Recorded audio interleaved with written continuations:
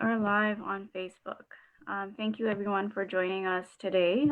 We are back after a 2-week hiatus and appreciate everybody's messages and requests that have been coming in. I realize once something is missing, then people really begin to appreciate it a little bit more. So just know that we did intend to come back with the anti-hate series. We just had some restructuring, and I was off for a week as well. So that's why we were missing for the last 2 weeks, but we're here. We're going to be here for the next while every week, Tuesday at 4 o'clock.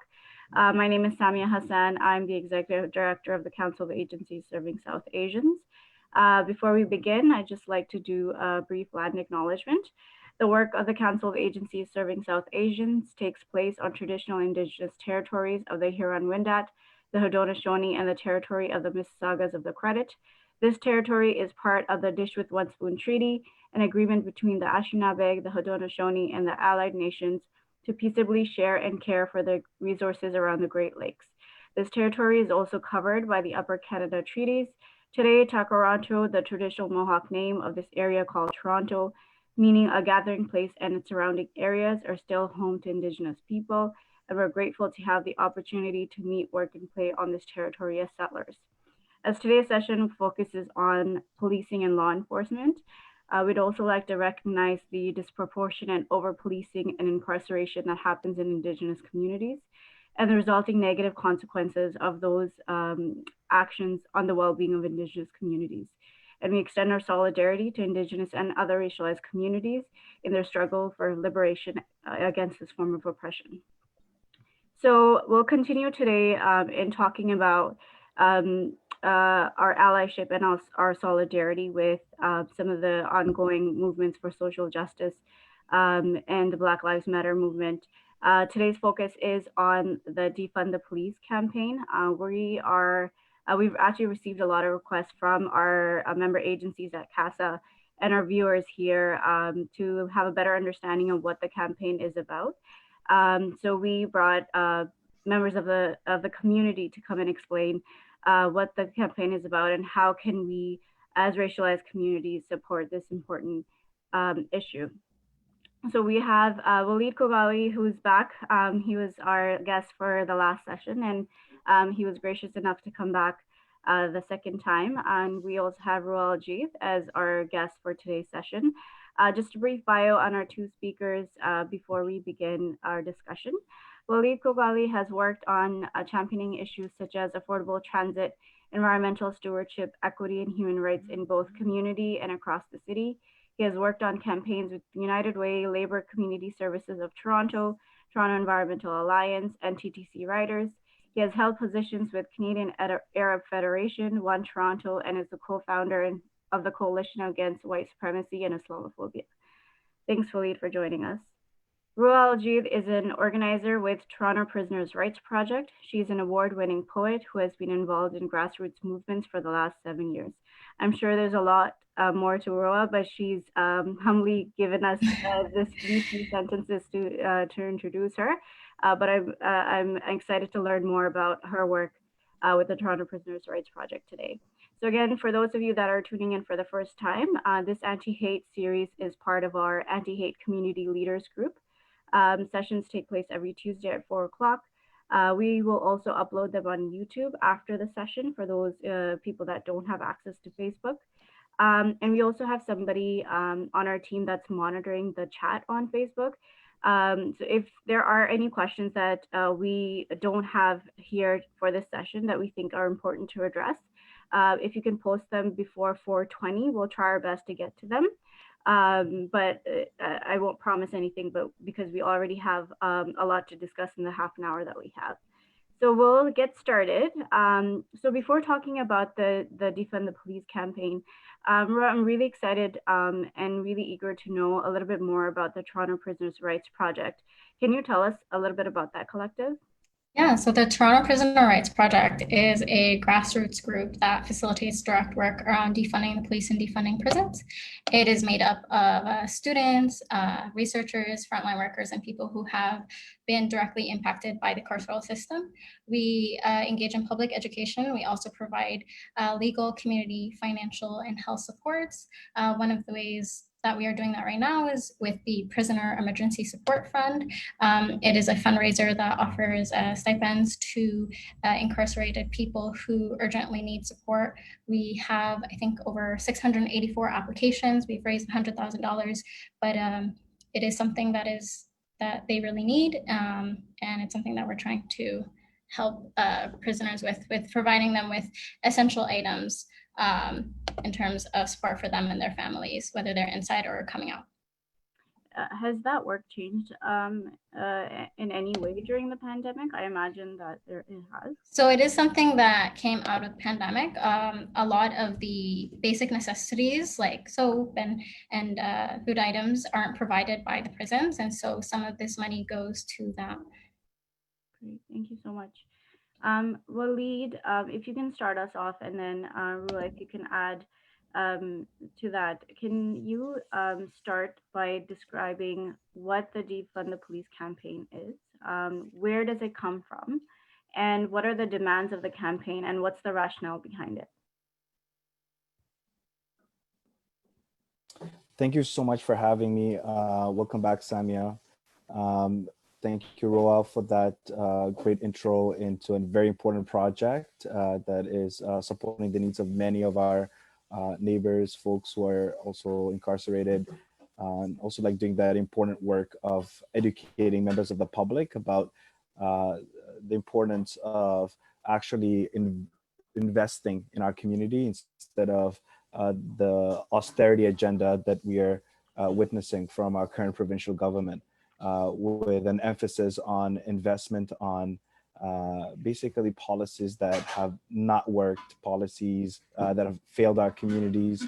When I think about the TAVIS, strategy that basically criminalized so many members of my community here in Regent Park and so many other communities across not just Toronto, but the GTA. And now we're also hearing from our friends and our neighbors in Peel about their experiences. And we know that these are systemic failures of criminalizing racialized communities, Indigenous communities, and Black members of our communities. And that is the systemic example of anti-Black racism that is part of the national discourse, if not the global discourse, that has been highlighted in not just in the pandemic, but pre the pandemic.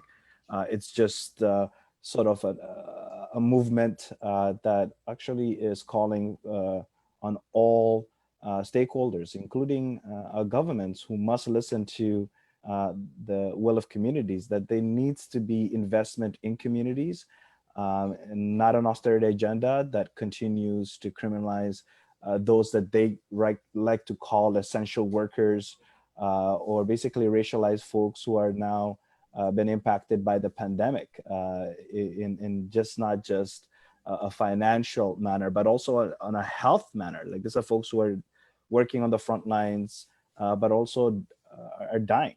And we don't actually have the data south of the border where there's been significant evidence that racialized folks have been impacted by the pandemic in large numbers. And so it's important for us to understand why this crisis continues. And one of the things that we've had conversations about is how the police culture failed in supporting communities because of its inception, and how many racialized folks actually have been killed throughout the Western world. And it's something that we have to address in a meaningful way, because it's not a problem that basically, if you look at other countries south, with which more stable democracies, even with our own Indigenous communities here in Canada, right? Like there's been recent media coverage that speaks to how 0 deaths when Indigenous members of our community deliver community safety.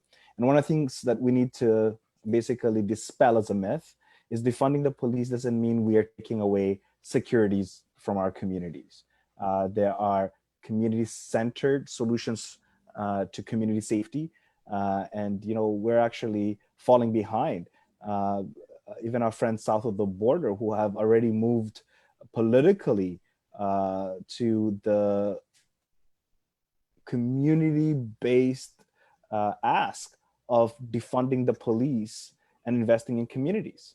So, it's become sort of a general consensus that's how we should go. And that doesn't mean that, folks who are in public service, especially in, policing, would be able to find other opportunities of employment, right? Those are just scare tactics to try to divide our communities. We're actually talking about solutions, which is we don't need to continue to criminalize racialized communities because it's anti-Black, it's racist, and it's had a systemic impact on the lives of so many of our community members, including people that I know. And that we know, right? Like when you even talk to your friends and neighbors.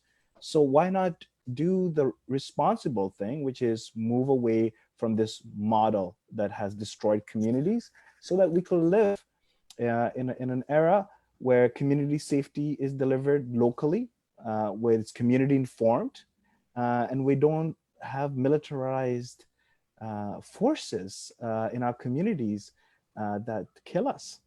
And I think Black lives matter. And I believe that, when we talk about the impact on Indigenous lives and so many other communities, I think it's the right thing to do. So that's what defunding the police means in a nutshell. And I believe my sister Roua could elaborate on that as well. Yeah, so I think that it's first important to recognize that defunding the police, while it is becoming something that is talked about popularly right now, is something that has been called for as long as police have existed. I think there's this misconception that the police is there to keep us safe, and that's not true. The police is there to keep the state safe. It's there to uphold the systems of the state, which is white supremacy, a capitalist system that essentially eats up Black, Indigenous people of color, poor people. And so defunding the police literally means taking away money from the police so that we can take away their power and their capacity to harm us, and reallocating that money to people who actually will take care of us, which is each other. There are already so many community care systems. People, like when you're hurt right now, I'm sure a lot of us already practice the things that we're asking them to practice, which is transformative justice, by calling our family and friends. We're asking people to get support from their own communities before they call the police, and recognize that we already have the skills and the tools necessary to take care of each other. And it's just about giving the people who know how to do that the money, instead of people who use threats of violence and incarceration as a way to keep us in check. Roua, can you talk a little bit about some methods of reallocating those funds? Like what specifically community-based approaches are there, best practices that we can look to? So I think, so first of all, I want to bring it back to defunding the police is also defunding prisons. And part of the reason I say that is because we have to recognize why people are in prisons in the first place. And it's because we criminalize people who are drug users, we criminalize poor people, Black, Indigenous people. We have all these laws that criminalize these people. And so the money needs to go to supporting people instead of criminalizing them. For example, supporting drug users to use safely, or to keep them safe. It means supporting people to give them homes instead of allowing them to be homeless. So all of these things that target people and put them in jail, we need to give money to those people in order to keep them not homeless, and to keep them protected from using drugs in a way that hurts them, or not necessarily using drugs in a way that hurts them, but using drugs safely instead of criminalizing them, if that makes sense. Walied, do you have anything to add to that? Yeah, I think Roua, spoke so eloquently about the impact of white supremacy and how these tools continue to exist until today, and how we can, challenge the concept that community safety can be delivered locally by actually doing it. And we already do it in our communities. Like as a community organizer in my community, when my neighbors experience a fire, I'm there at the scene supporting them, right? In fact, I witnessed systemic failures where, those state funded services basically were not on site to support my neighbors, right? But it was their neighbors stepping in to support each other, right? So we see it in so many examples. And I think it's also important for us to emphasize that there are so many people who have been criminalized by laws that now continue to change. When we think about, the legalization of marijuana, for example, right? There were so many people that were arrested when it was illegal, and they're in prison. And how we need to respond to the fact that we have a system that's failing the core idea of rehabilitation as the means to bring people back into our community instead of cheap labor that we see as the force behind this capitalistic industrial need for labor, right? Even during a pandemic, look at the amount of infections that are happening in from migrant communities that bring you food, basically, are the ones who are harvesting our crops. So it's important for us to look at it systemically and intervene in a manner that divests from this unsanctioned, militarized, sort of practices that basically kill us towards a model that supports rehabilitation, that promotes human rights. In fact, I actually got involved in politics because I wanted to make sure that human rights were the central and core principle that we base our decisions on, which is not what is happening. So this is a human rights issue. So I want to encourage all my, brothers and sisters and comrades from the South Asian community and all communities of color and our white allies, folks who actually believe in the core principles of justice and human rights, to basically advocate.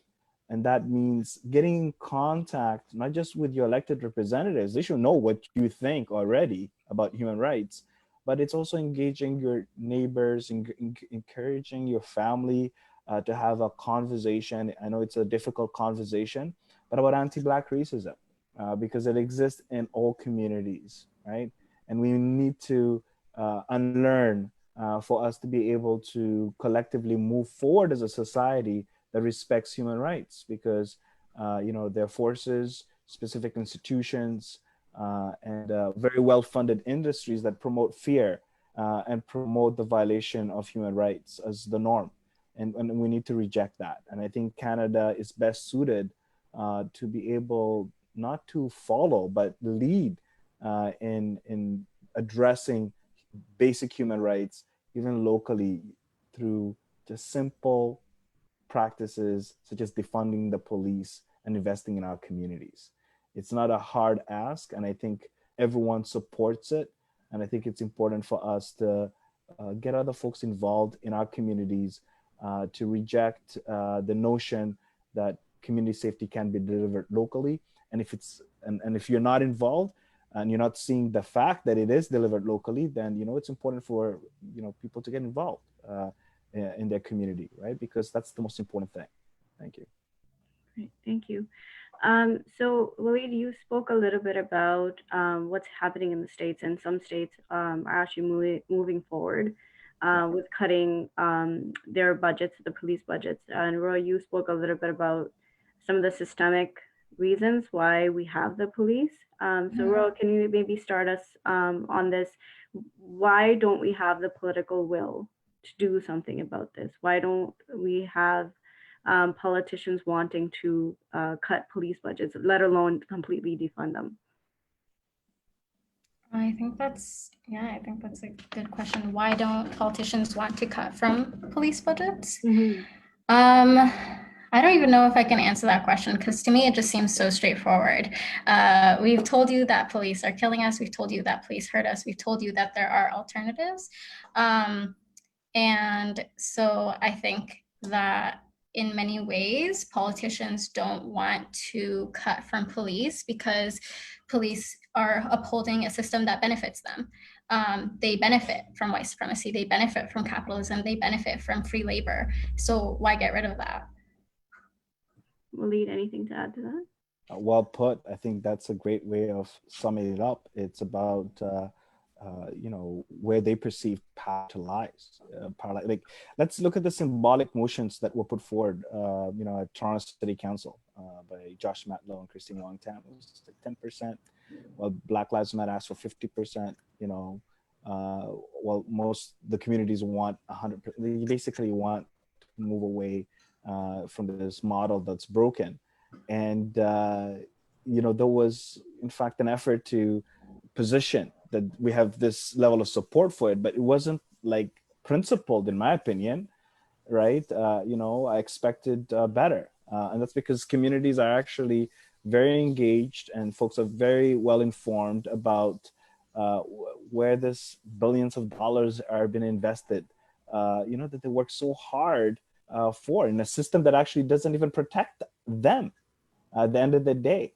So, for you to just disregard that, I think is the worst thing that a politician will do. And I think a lot of folks have made those mistakes already.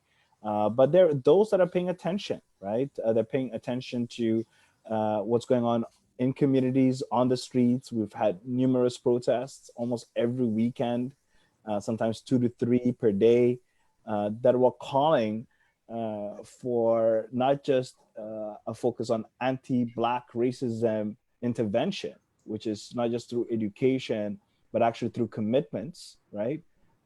Which we're hearing a lot of people respond to.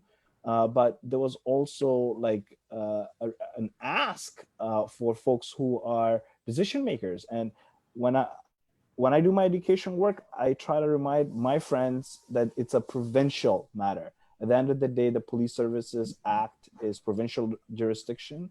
And, unless we have a change in government provincially, those decisions will, basically be what's the status quo, right? And I think we can challenge the status quo by demanding that whoever is going to be forming government in the upcoming provincial elections commit to the community's ask of defunding the police and investing in communities instead of an austerity agenda. So we have to also think about not just white supremacy, but also the economic tools that are used to uphold white supremacy. And I think we need to challenge that by using the credible data that we already have in our communities, right? By so many lived experiences of folks who have been impacted by failed policies. Great, thank you, Waleed. Just one last question as we are running out of time.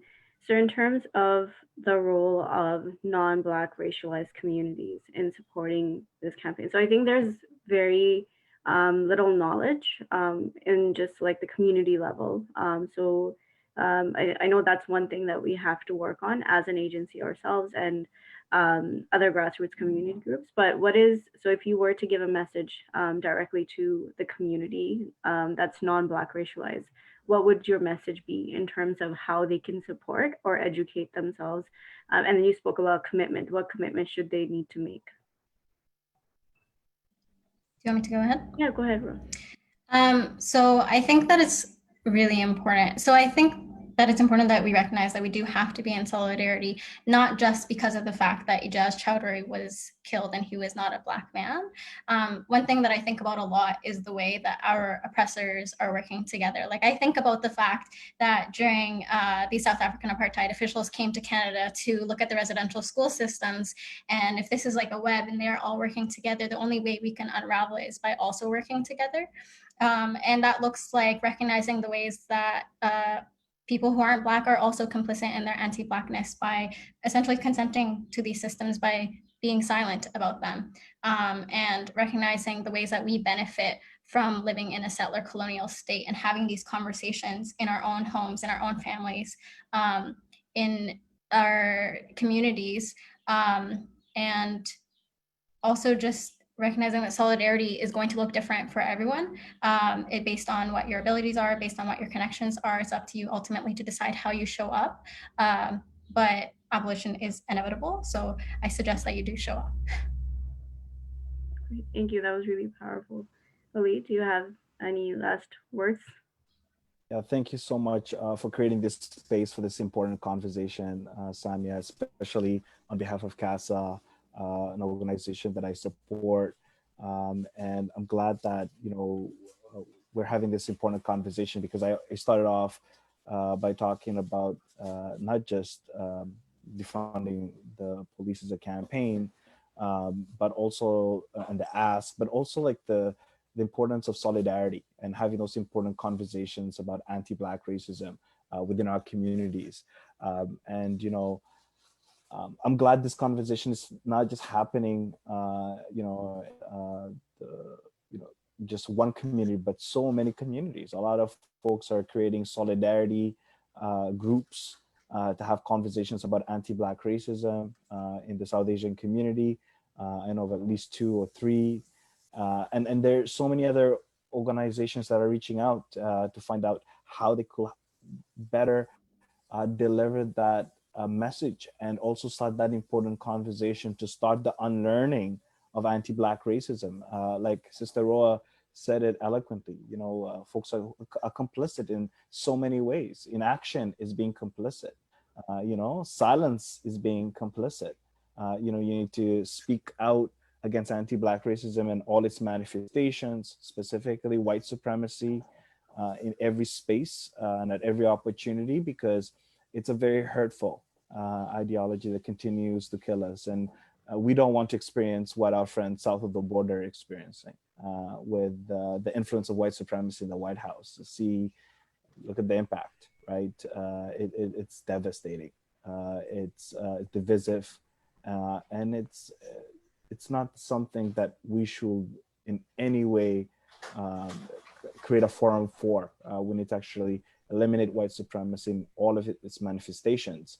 And that also means that we have to take the conversation within our communities to redress how to better address anti-Black racism from a community-centered approach. You're in those spaces better than any of us, right, Samia, or any member of that community. You understand the discourse better than anyone else. But I've been fortunately exposed to the South Asian community, a community that I love and appreciate. I learned so much from my South Asian neighbors and friends, and what I learned is how we are so similar. In fact, there's so much that could bring us together, that it seems so strange that we're having this type of discourse now in 2020. Like human rights has been on the agenda for so long. This is not a new conversation, like Roua basically pointed to.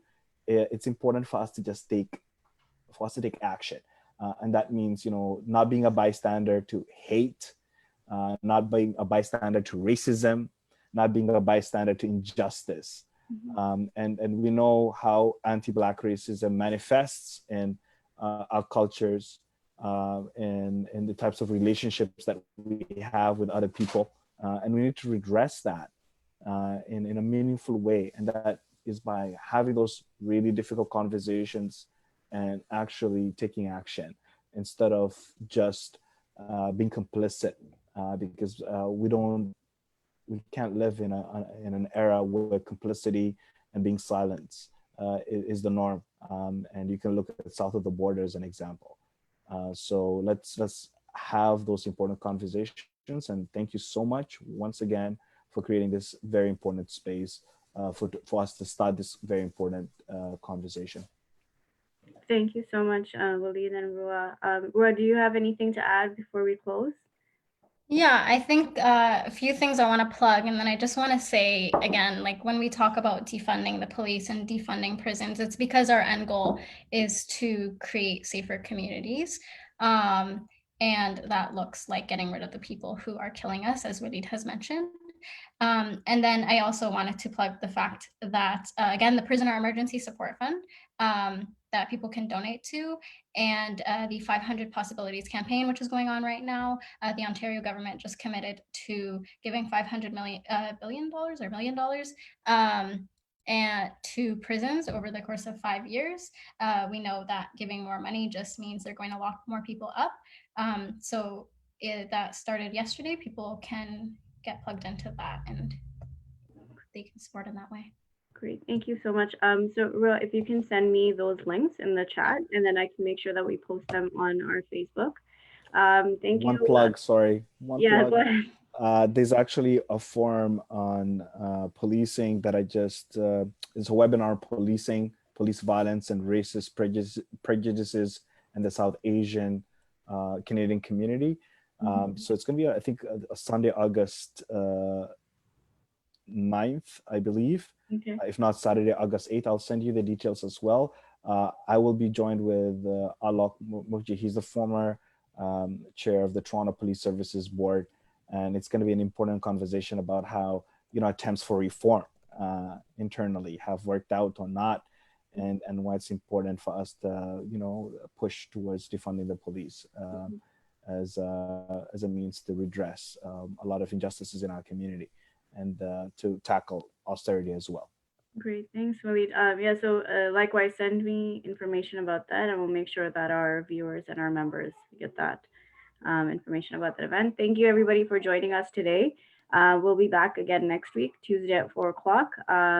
Next week, we'll focus a little bit on the education system and youth, and we'll talk about some of the systemic issues that are existing in the education system and what we need to do as racialized communities to tackle that. Thank you. Take care. Thank you.